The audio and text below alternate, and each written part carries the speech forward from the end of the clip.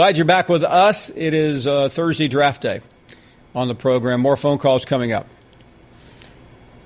Sporting news, NFL failure to NFL factory. How Nick Saban created football's best assembly line. The author of this, the well-known talk show host, Alex Marvez, and writer. Alex, thank you for the time. Certainly, Saban, first year at Alabama, they did not have a player taken. That was from the previous administration. But since then, Nick Saban has owned draft night, has he not? Yeah, off and running. Listen, and it's quantity and quality, right? I mean, that's the thing about it that's been so remarkable. 44 players under his tenure were on NFL rosters when the offseason workouts programmed earlier this month, and we were talking guys from the Saban regime. That is as much as any team. Actually, it's less than some teams in the NFL, but when it comes to the ones that he coached, like, for example, the University of Miami has more, but they've had multiple head coaches. LSU, the same thing.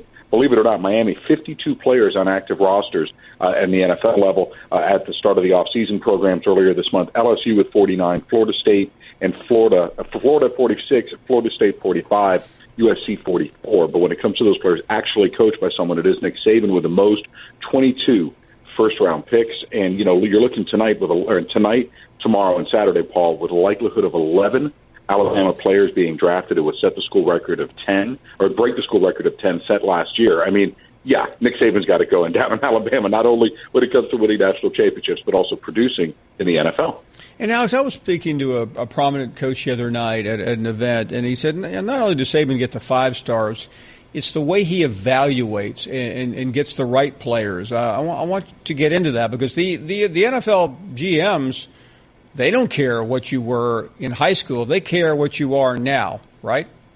Yeah, and what they have a template. I was talking to Phil Savage about this, the executive director of the Reese's Senior Bowl, and also someone who is, a color analyst on the Crimson Tide Radio Network. And Paul, he said, look, if you're not of a certain size, a certain speed, and they're not going to go for you, a certain height when it comes to certain positions. They want all of their players to be of a certain build, so to speak. And, like, for example, LaMarcus Joyner was a player that, they had interest in but ultimately cooled off on. He played at Florida State. He's done a very good job for them there. And obviously now with the Los Angeles Rams, he's their franchise player. But he was short. He was too small for them to play safety. He's about 5'10", 5'11", and they just didn't want a player of that height at that position. They were looking for something a little bit different. His methods didn't match. And, in fact, Joyner may even be a little bit smaller than that. So, that's the thing about it. Look, you could always have someone that breaks the mold, but in all likelihood, it's going to be someone who's walked on at Alabama. It's like what Phil told me. When you see these guys come out of the locker room, look at the position groups warming up. All the offensive linemen look the same. All the defensive linemen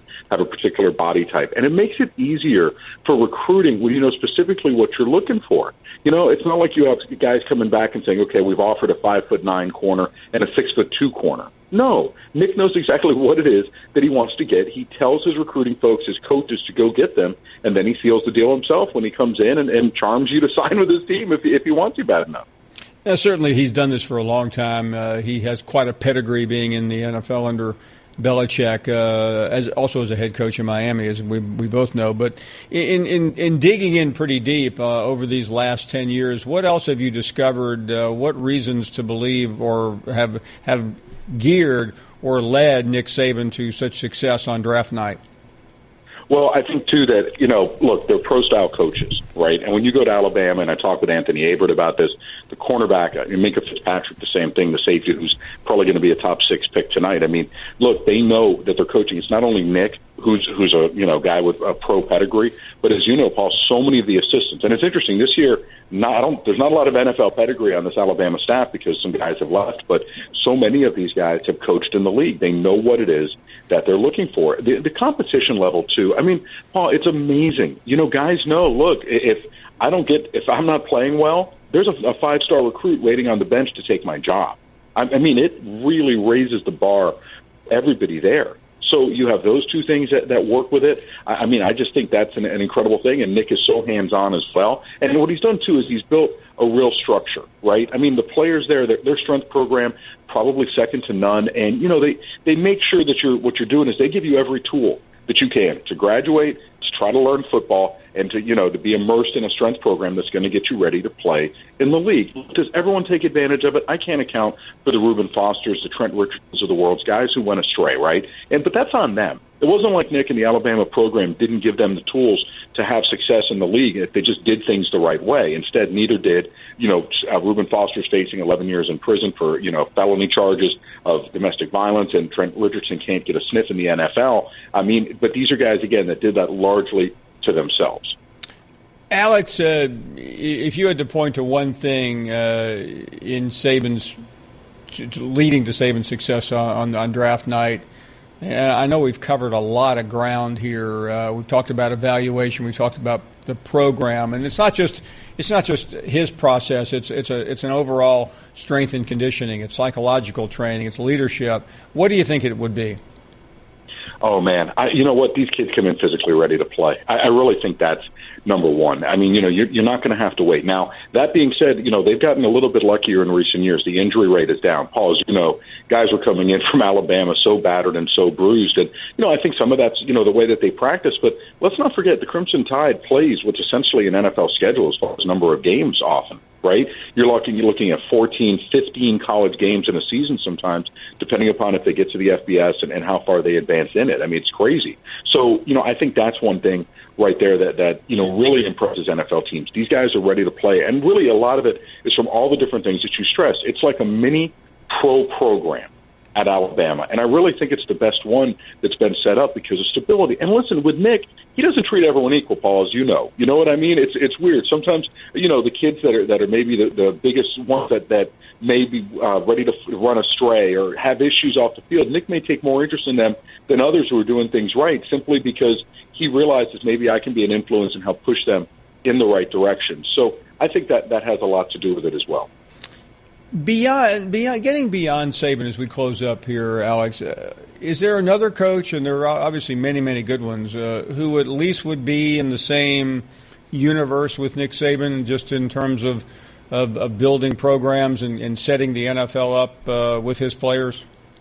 Well, I think Jimbo Fisher, a Saban disciple, right? You look at the success he had at Florida State for so long and hoping to duplicate that at Texas A&M.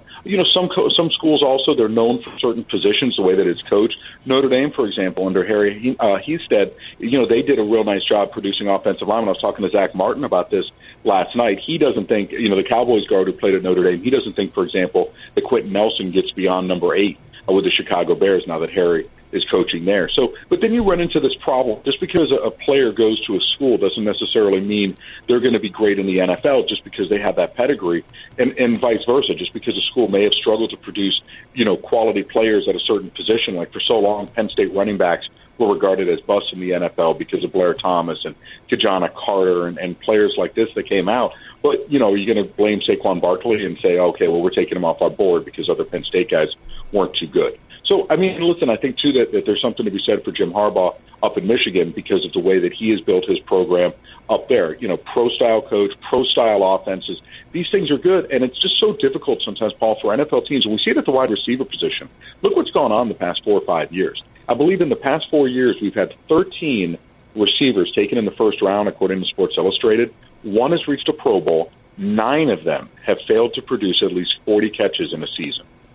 Guys are really struggling when they come from some of these spread systems where they're not learning playbooks. They're not even running real routes. They're just getting open because of the way that the play unfolds, just basically through athleticism. So it's been a headache for NFL teams. They're having to adjust the way that they do their business. But some of that is you're going to see a trickle-down effect on that tonight as well, where it's going to be Calvin Ridley or DJ Moore. Most likely one of those two is going to be the first receiver taken. But, Paul, we may have the first draft where there isn't a wide receiver taken in round 1 since 2008. It is a very viable option. Before you go, Alex, I know there's been a lot of smoke out there today, as there always is the morning of draft day. Often by 8 o'clock it changes. Who will go first to the Browns? I got to think it's going to be Sam Darnold or Josh Allen, even with Josh Allen now, and then finding these tweets that were racially insensitive back from when he was in high school, and he's apologizing like crazy for that through his agents, who, by the way, are the same agents of Nick Saban, but it's a very small world, as you know, behind the scenes there. Yes, to get fine folks at CAA, but sure. I mean, Baker Mayfield, I guess. But if you get Baker Mayfield, what you're going to get is a guy who's going to speak off the cuff, okay, who's going to, I think, live his life in the way that he wants to live it, rather than maybe, being a little bit judicious in the way that his appearance are out when it comes to drinking alcohol, things like this. He's already had an alcohol-related arrest. You just wonder how he's going to handle the trappings of NFL stardom that are going to come with him immediately. And from my time around Baker and, being around him at some various college events this off season, you just get the feeling that, youth is wasted on the young sometimes, that this is someone who thinks that they know everything and doesn't really seem all that willing to listen to outside stuff or do things in the conventional way. Let's not forget, Paul, he's the one that told the Los Angeles Chargers that, I didn't really have time to study those plays that you gave me for your playbook. I've got too many other things on my plate. In other words, he's saying, well, you're not probably going to draft me right now, so what's the point? Why should I even bother wasting my time looking at your playbook when we meet? On the flip side, you got Saquon Barkley, who tells me, you know what, I'll meet with any team. You just got to give me 4 hours to work out when I visit, but I'm going to meet with you, and I'm willing to meet with you, and I want to meet with you. You know why? Because maybe you're the head coach of a team in the future that I'll be at or has interest in acquiring me. He doesn't see it short-sighted. You see what I mean? Like, he knows there's so much movement in this league. Who knows? Maybe his next head coach 2 years into the NFL is someone that he interviews with during this pre-draft process that doesn't select him. So I just think that it's, Saquon is much more NFL ready from a maturity standpoint. We'll see what happens with Baker. I hope he has success. He was a lot of fun to watch at Oklahoma. But again, I just, those bells and whistles, just to me, again, it's Cleveland, so, they're known for doing this sort of thing. But we'll see if the John Dorsey regime changes and if they end up with a safer guy in Sam Darnold. Josh Allen, a lot of concerns about the accuracy. I think that's where we're at with him. And Josh Rosen, I don't get all the knocks on him except from an injury standpoint, to be quite honest with you. I mean, he was, had a little bit of a concussion history, and of course, you don't want that in a quarterback. But other than that, if people think he's too smart for the league or he'll be, someone who's willing to debate outside interest, well, I don't see that as a huge negative. Maybe it's being played up in the media that way, but I don't know if that's the thing that's going to prevent an NFL team, from drafting him. Great stuff, Alex Marvez. Many, many thanks. Pleasure to visit with you, Alex. For you, it's an honor. This is an SEC show. I'm an SEC guy. I'm waiting for my Gators to come back. Give me some good luck here, man. We need it. We need everything we can get. Maybe not this year, but it's coming, Alex. I promise you. Thanks, Paul. Appreciate you, brother. Be great good, man. stuff. What a great interview that was. Alex Marvez joining us from the Sporting News. He does a show for Sirius XM as well. We finally got a good call. We had to call them, but we got one. Glad to have Andy. Really glad to have Andy Staples on this program. Andy wasn't scheduled. We called him. We got him out of the dentist chair because we needed him. Andy joining us from Sports Illustrated. Andy, thank you very much. I was with you the other day, and you were questioning me about a number of subjects. I can't wait to get after you. I figured. I knew once the tables got turned, they would be turned back relatively quickly. Well, I think the questions will be pretty much the same.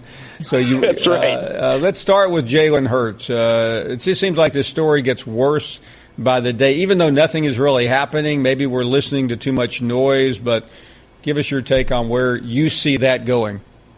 Well, it seems like everybody else is kind of coming to where I was 2 days after the national title game, that they're going to probably have an idea of who the starting quarterback at Alabama is a week or two out from the season opener, and if it's not Jalen Hurts, there's a real good chance he's going to transfer. There's plenty of places he could go. It's a unique situation because he hasn't redshirted yet. So, yes, he could graduate after this season and play immediately 2019, or he could sit this season somewhere else and play 2019 and 2020. So, if he wants to be an NFL quarterback and wants to develop as a quarterback, well, I think you'd want 2 years as a starting quarterback, and there will be teams that will be interested. I don't know exactly who it would be, but if I had to guess, I'd say, Texas, TCU, Baylor, West Virginia. A lot of Big 12 teams would be interested. I think some folks in the Pac-12 would be interested. I think some folks in the ACC would be interested. The guy is 26-2 as a starter. He's somebody that you'd love to have in your locker room, but I don't think he's going to sit around if it's clear to him that he's not going to be Alabama's starting quarterback. And I think the way Mac Jones played on Saturday in the spring game also kind of, if you're Alabama fans, and I think Alabama's coaches already knew this. They'd seen this in practice already. But if you're a fan who hadn't gotten to see practice, you're going, wait a second, we may have a capable backup even if Jalen Hurts leaves. And in that case, it kind of makes it easier on everyone involved, I think. Yeah, and you hear people joking, Andy, about Jones being the second best quarterback on the league on the team. I don't know if that's fair or not, but it just seemed like he had it together more than Jalen did. What's your best guess? What do you hear on what is wrong with Jalen Hurts? I don't think there's anything wrong with Jalen Hurts. I think he's the same quarterback he's always been. You take the non-contact out of that and make it where you have to tackle him. He's awfully difficult to deal with. He becomes much more difficult to deal with when you actually have to bring him to the ground. And I think there are 26 teams that have lost to him who will tell you that. But, well, maybe 25. I don't know if George is going to say that because they probably more lost to Tua. But, he's very talented. The thing is, Tua Tagovailoa may be exceptionally talented. We've seen one half, and I keep telling myself that it's just one half. But then 2 seconds later, I tell myself, wait, it was the second half of the national championship game against a super elite defense that he did all this. And you think, okay, you give him a full off season and you give him first team reps and that sort of thing. That's going to be a very formidable offense if he can do the good things he did in that game over. Look, he made mistakes, but he also fixed some of those mistakes or got them out of some of those mistakes with other plays. So I think they'd be just fine if Tua is the starting quarterback. You look at the receiving talent that they have just in the freshman class. Devontae Smith caught the touchdown that won them the national title. Henry Ruggs III was really coming on last season. Hale Hennessy, you use him in the pass game at tight end. They've got lots of options, and if that's what they want, if they want a more vertical offense, then Tua's probably their guy. And Mac Jones might be the better backup for that. Now, if they want to have a more ground-based read option with a big threat of quarterback run game, well, that's Jalen. But it's really up to them what they want to do. And I think if Tua gets healthy and plays anywhere near the way he did in the second half of the national title game at practice, you're going to be seeing Tua Tagovailoa starting for them. Talking to Andy Staples. Andy, not worth a lot of time, but Philip Fulmer came out on a radio show today, and he backed Jeremy Pruitt, which you expected him to do, but it's still being talked about, the line about the fans. What is your sense on all of that? I don't get this. Maybe I've been involved in too many Jeremy Pruitt interviews, and I know there haven't been a ton, but he did talk, when he was at Florida State and they were in the BCS title game. He talked to me. He was at Georgia. The man has a very dry sense of humor. I did not take that seriously when he said that. Really? When I went back and listened to it again and just inflection and everything else, I thought he was kidding. So, and I think part of that was tongue-in-cheek. And now maybe he was trying to make the comparison to his team where, he said that some guys were later or maybe a little earlier, he was talking about how some guys on the team gave a lot of effort and some guys on the team quit. And, he was kind of equating the fans who weren't there to the guys who weren't giving enough effort. But I think he was saying that tongue-in-cheek. I don't think that was you are terrible fans because you didn't show up at this glorified practice. I think he understands that Tennessee football needs to earn that back, and that the way the program has been the last year or so, it hasn't earned that. So it'll be up to him and those players to earn that spring game attendance this time next year. Talking to Andy Staples. Andy, the Georgia quarterback situation isn't getting nearly the attention for obvious reason, but what are you hearing from what has now commenced in Georgia about the situation? You got Fromm, you got Fields. Is that going to be a serious race? It could be, and Kirby Smart has every intention of making it one, and he's fine with that. That doesn't bother him. The fact that Jake Fromm was very upset when he didn't win the job against Jacob Eason last year turned out to be a great thing for Georgia's football program. And so if this turns into a serious competition in August for the starting job, I don't think that's going to bug Kirby Smart at all. I think if I had to bet, Jake Fromm would be the starter, and as long as he stays healthy, he would stay the starter. But I would imagine they find a way to get Justin Fields on the field a little bit. People who've been to practice have told me that Justin Fields his skill set is huge, and he's one of it's going to be hard to keep him off the field. But Jake Fromm is also, he's got the respect of his teammates. He took him to the national title game last year. My guess is he will take the push from Justin Fields in the right way. It will help push him to be better as well.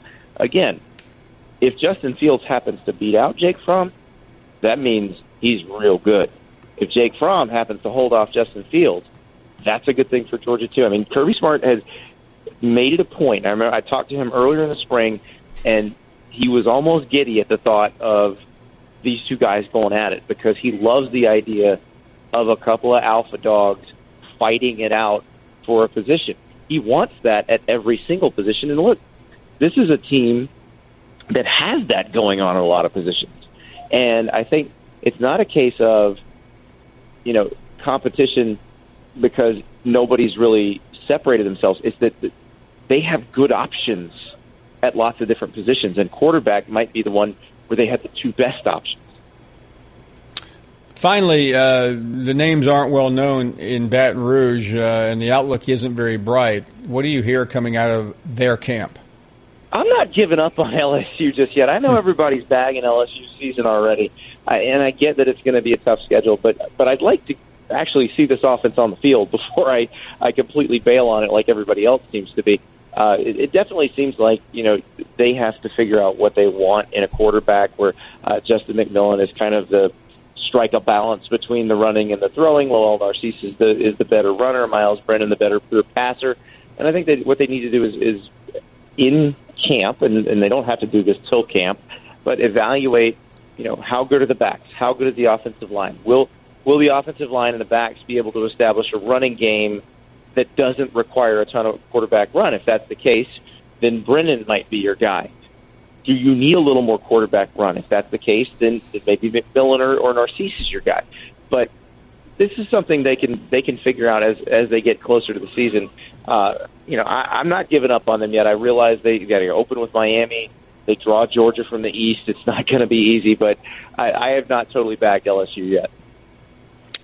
Good to hear. Andy, always a pleasure. Thank you for your time. Thanks, Paul. Welcome back. We're glad you're here, and plenty of time for you to give us a ring at 855-242-7285. So this is draft day, and we all have favorite draft day memories of your favorite player, your favorite team, and Jacob Hester joins us. He was drafted, I think, 10 years ago from LSU, and, of course, always good to catch up. Jacob, what's been going on with you? Oh, man, Paul, it's been 10 years ago. That kind of hurts my heart knowing it's been 10 years. Well, you're still young. If had it been 30 years ago, you might need to be worried. There you go. You need to tell my wife that. You can tell my wife that I'm still young. I need to record that. I will. I'll notarize it, certify it. So let's talk about the experiences. And when we watch these guys tonight, and most of the time it's a great experience. Sometimes it's pretty painful to watch when you think you're going in the first round and you keep slipping and sliding away. What was it like for you? When I was getting drafted, it was anywhere, Paul, from second to fifth round. Like, I really had no clue. Some teams had me at running back. Some teams had me at fullback. And so that first day of the draft, back when I was getting drafted, it was the first and second round was that first day. So I just went golfing, got away from the draft, had my phone on me, but didn't look at the draft. If it rang, it rang. If it didn't, that's great. And then the next day, I got picked in the third round, but it's funny. So we were setting up a draft party. There was a draft started at 9 Eastern time. We weren't thinking right. We got the times mixed up. We were in the Central Time Zone. So we're setting up for the party. The draft comes on, and I actually get drafted before the draft party started because we messed up the time. But it ended up being a good thing because by the time everybody got to the party, Paul, there was no pressure. Already been drafted, got chosen 69th overall by the San Diego Chargers, and we had a great day.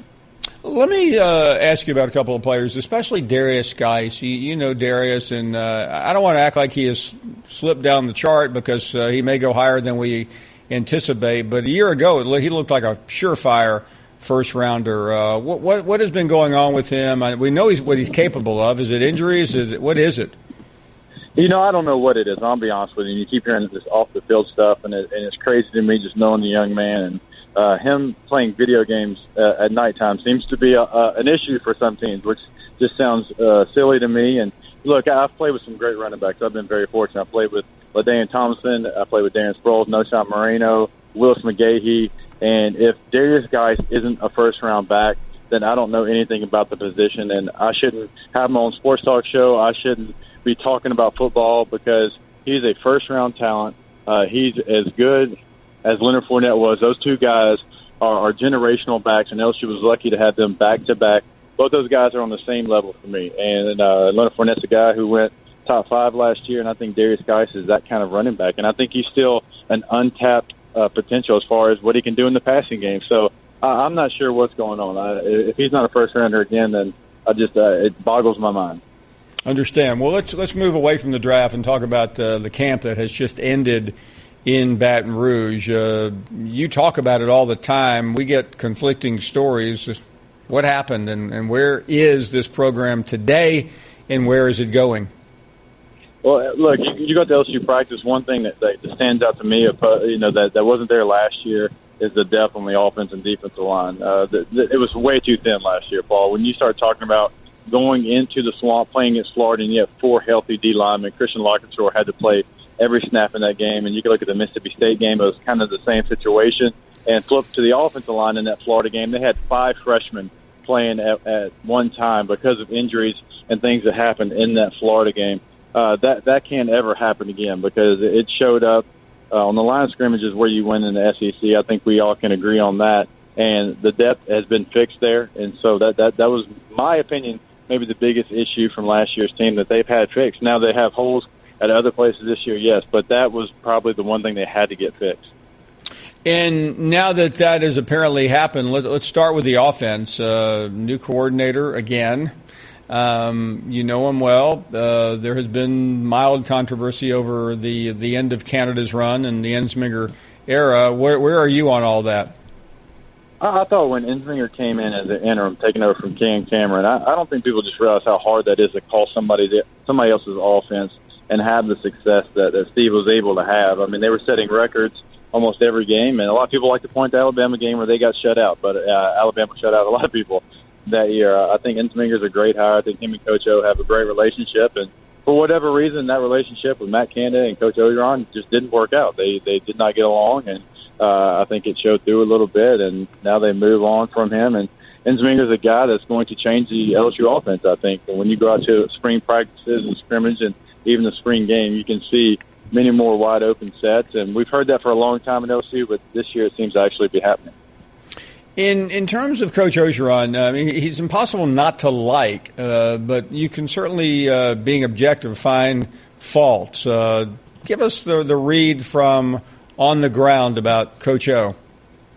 Oh, look, Coach O kind of hasn't changed since he's gotten this job. He's made it known that nobody wants to be the LSU football coach more than him. And last year, with the Matt Canada and everything that went on, it didn't seem like it was as comfortable as he wanted to be. And you come back this year, they've made a couple of hires. There's new faces all over the place, be it players, be it coaches. And it seems like this is the make or break. Like, this is the people he wanted here. He was going to live or die with these people that he brought in, be it Coach Ensminger, Bill Bush as a safeties coach. You can go kind of up and down the board. James Craig's an offensive line coach, and he seems like he is comfortable with the staff that he has. And, still the same excited coach that when he got the job, and you go in there, it's enthusiasm all day long.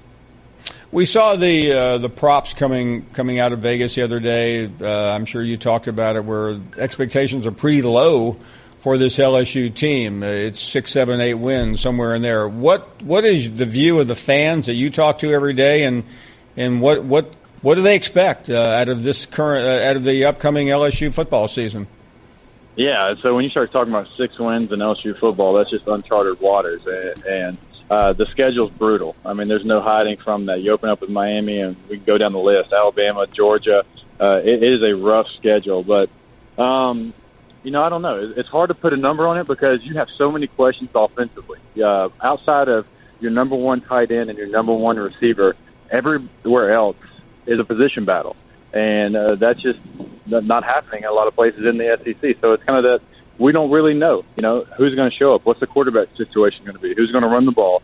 Things like that. It could end up being a positive. It could be a negative. So a lot of unknown, a lot of position battles. Like I said, you can go 9 deep when you start talking about position battles on the offensive side of the football. But with the defense they have, and I truly believe they'll be a top 5 defense in the country, they'll keep them in ball games. It all comes down to, can the offense make enough plays to win those games? Great stuff, as always, from Jacob Hester. Jacob, be well. We always enjoy catching up with you. Hope to see you soon. Absolutely, Paul. Thanks for having me. Good stuff. Great running back in LSU, talking about his experiences and what to expect this year from the LSU Tigers. Made it to the final hour, and I think after a bumpy beginning, we're in good shape. We've taken a 12-point lead, and we're going to coast on our way to the finish tonight. Slow start, fast finish. And when you think of fast finishes, can you imagine starting the final hour to a program from a guy who's unranked in Kubiak and John Hayes' top 10 list? I don't believe it, Jerome.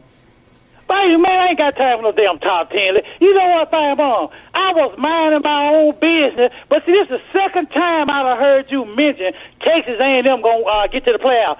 Explain that, Paul. Well, I explain it because Jimbo Fisher is one of the best coaches in the SEC, and they have the best facilities in the SEC. They have one of the best fan bases in America, and usually you coalesce all of that around and you win. Remember when Alabama wasn't winning? What did they do? They brought in a big-time coach. I don't remember when A&M wasn't winning. They brought in a big – I don't remember. Jerome, your program's not the only one that can win. I can't tell. I can't tell. That's all y'all talk about. Little Nicky been in tough. You barely won the Jerome. What, Paul? You barely won the national championship against one of your cousins. What? So what? I barely got up damn bed this morning and made it to work, but I made it.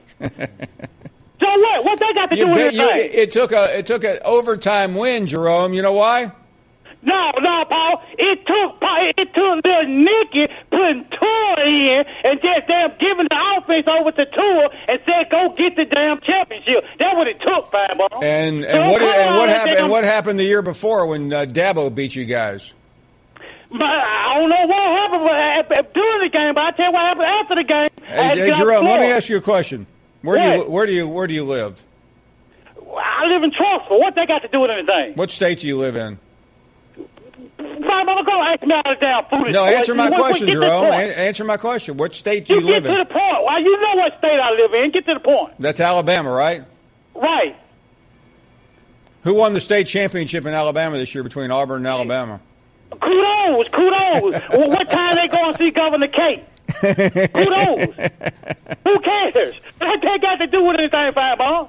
Y'all keep talking this. You come up with these old foolish scenarios and all these crazy add-ons or whatever you want to call it, Finebaum. I'm trying to put it. Alabama is still the damn king of college football, Paul. Okay, we get that, Jerome. So what's your point? What is your point? What, Paul? You know what? Now you want to bring up quarterback controversy in Tuscaloosa. Well, why don't you tell me if this is a good look for Alabama right now when the starting quarterback looks like he's not even the second best quarterback on the team? Well, I can't help that. That ain't my fault. That ain't my fault. Little Nicky better do Little Nicky better do the right damn thing. You hear me? I don't care who don't look like nothing down there in T-Town. Little Nicky better come when Louisville hit the field. He better have tour on the field. That's who better be on the field, Paul. So that quarterback controversy, that's just really your media talk, Paul. I don't think it's media talk. Hey, we don't have no controversy in Tuscaloosa. I'm not the one who told the newspaper reporter last week that if my son leaves Alabama, he'll be the greatest free agent in college football history. That's your quarterback, not mine. Well, you know what, All I can tell him is I'm going to pray for him, and I hope if he decides to leave, he land in a good destination. You hear me? That's all I got to say. But you have already sold out your starting quarterback, the man who led you to 2 national championship games. I didn't sell him out, Finebaum. Yeah, you did. You just got through selling him out. Do what? You just sold him out a minute ago. I didn't sell him out. Don't come with that was trying to put me on blast, Paul. I didn't sell him out. You hear me? He sold himself out. You hear me? Little Nicky better put the right person on the field. You mean we got too many playmakers out there. We got too many studs in the football. We ain't got time for that foolishness this year. We got to separate. You hear me? Georgia is on our butt right now, Paul. You hear me? Well, I know that Jerome, they whipped you guys in recruiting. I don't give a crap about one doggone number one recruiting class. We got a whole bunch of them down there in Tuscaloosa, Paul. You hear me? Yeah, but you have to admit, Jerome. I mean, you're an honest guy. I like you for that. I ain't got to admit nothing. You have to admit that little old Kirby is starting to get in Nick Saban's head. Hey, listen, he not only getting in the Nicky head, Paul, he got in mind. You hear me? Hey, look, when he started landing them athletes last year, I couldn't breathe, Paul. All I could think of was Julio and Mark Ingram class. I was like, Jesus Christ, what's going on in Georgia? You hear me? But, hey, y'all enjoy it, Paul, because guess what? They trying to load up, Paul, and we already loaded. So whatever they doing up there in Georgia, kudos to them, baby. Have a blast, do what you got to do, baby. But we still the damn kings of college football, Finebaum. For now. Well, until further notice. And don't forget, you got Kirby. What Kirby got to do with anything? You got Jimbo, and now you got Jeremy Pruitt in Knoxville. But, Finebaum, I don't care what you got in the East, North, West. I don't give a crap about all that. The problem is you still got little Nicky in T-Town. For how long? For how long? I hope he's there for 10 more years, Finebaum. So you know he's not going to be there for 10 years. That's ridiculous. Well, you know it is ridiculous, but ain't nothing wrong with hoping, wishing, and praying. Well, I'm not going to stop you from praying. Well, I'm going to keep on praying, Finebaum. You hear me? Because, until little Nicky leaves, like I tell you all the time, Paul, until he decides to hang up the damn cleat, roll damn time. An epic call by Jerome, as we expected. Matt on Paris Island. How are you, Matt? Hey, how's it going? We are doing great, Matt. Welcome to the show. Yeah, it's kind of hard to go after that. Well, let's just start off by saying War Eagle. So I've got a little bit of concern as an Auburn fan. We got Jarrett Stidham, and there's a lot of hype with him, and I almost feel like going back to Jeremy Johnson, where there was all that hype surrounded with him, and he kind of puttered out.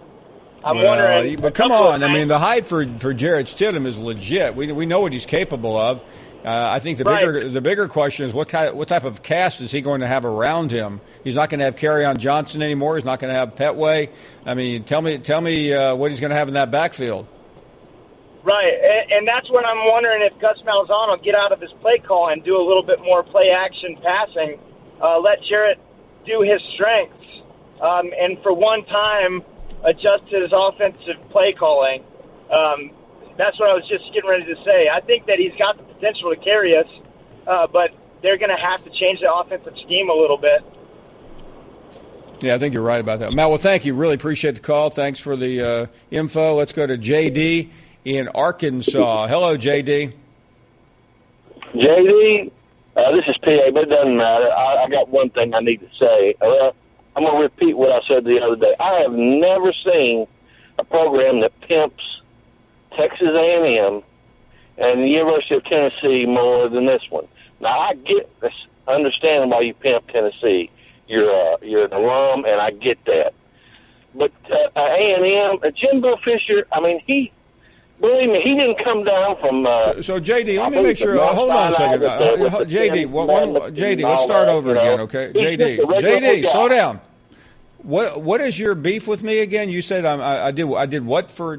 You pimp Tennessee, Texas A&M. You allow those calls. You talk about how great Jimbo Fisher is and how he can do this. Okay, well, let's we can have a J.D. contender.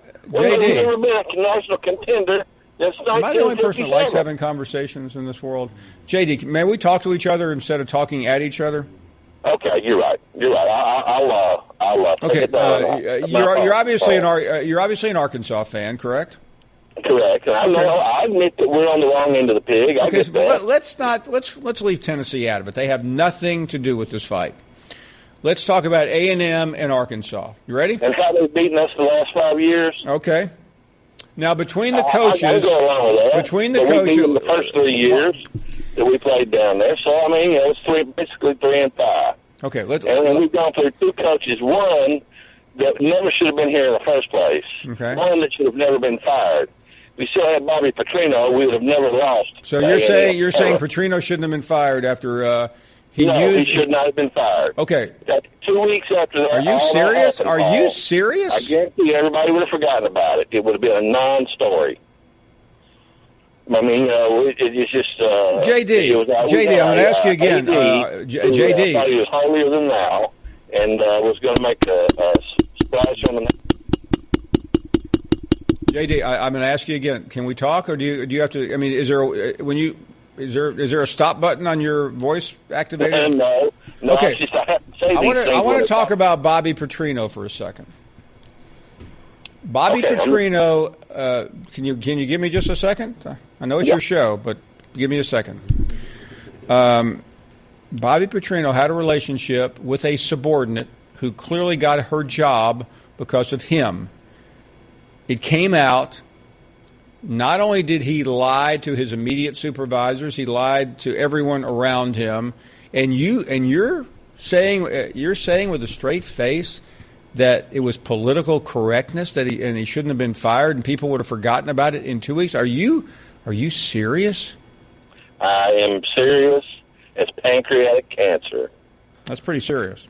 Yeah, that's very serious. Well, I want you to explain why you thought lying to your superiors after breaking every imaginable school policy. Who knows what about state law? I don't even know, but it seems like he came pretty close. Okay, can I say something about that? You can say anything you want. Okay, that been firing Petrino. That's what people in Arkansas were saying. We got to fire him because there's lawsuits that can be brought forth. Well, firing Petrino still doesn't mitigate what he did. JD, do you think lying to a superior is a fireable offense? Yes, but I think every situation should be looked at on its own merit. Listen, I know a lot about this case because I know Bobby Petrino. And I've sat down I sat down with Bobby Petrino after that happened, while he was not coaching, not long after he got fired, a couple of months later. And so I don't claim to know everything, but I know a little bit. And I'm just really puzzled by you thinking that the University of Arkansas would sell its soul to keep this man in that position. But I know we're getting off the subject here. That man is an offensive genius. He is. I agree. And you do not come by those kind of coaches very often. As proof positive of the guy we thought that we were getting. Well, I got to tell you something, JD. I don't know how you were brought up, but I was brought up that if you're a liar, if you're a philanderer, if you're misrepresenting your bosses and your employer, you ought to get fired. You ought to get thrown out of there as fast as possible. And I just cannot imagine your thought process on this story. I really can't. Well, there's a lot more people. I mean, I'm not the only one. I promise you that. Well, I'm sure you're not. There's plenty of people out there that probably found nothing wrong with it, but I found a lot wrong with it. And Paul, let me say, I don't think it's right what he did. I'm not saying that. I'm just saying that I don't think if you think your football program is bigger than that university, if you think that football program is bigger than integrity and morality and doing the right thing, then that's fine. That's the football. And by the way, you're right. Your program on that level has been a laughingstock ever since. But a laughingstock? Yeah, I would say it's the guy you brought in there maybe next. That's why we didn't need to fire him. Oh well. So maybe you should have hired someone other than Brett Bielema. You ever thought about that? I agree with that. I couldn't agree 100% more. Okay. Well, let's move on because I really don't think the Bobby Petrino situation, what happened in 2000 and whatever, 11, 10, I don't even remember when it was. I don't think that needs to be relitigated. I think Jeff Long and the University of Arkansas did the right thing. I'm shocked that you don't think so, but then again, you're putting football program ahead of other priorities, which can't believe